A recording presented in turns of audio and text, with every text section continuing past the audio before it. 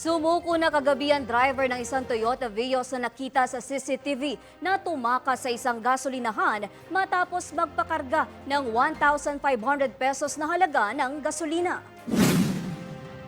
Personal na nagtungo sa tanggapan ng Quezon City Police District ang driver 3 araw matapos mangyari ang insidente. Ayon kay PNP spokesman Brigadier General Randolph Tuanyo, bagamat humingi ng paumanhin ang driver, desidido ang pumping attendant na ituloy ang pagsasampa ng kasong estafa laban sa suspect.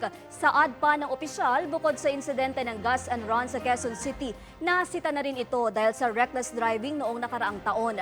Tutulong umano ang QCPD sa pagpapakansela ng lisensya ng driver sa Land Transportation Office. Paliwanag ng driver na kaligtaan lamang niya magbayad sa gasolinahan dahil nasa telepono siya at kaaway ang kanyang misis habang nagpapakarga.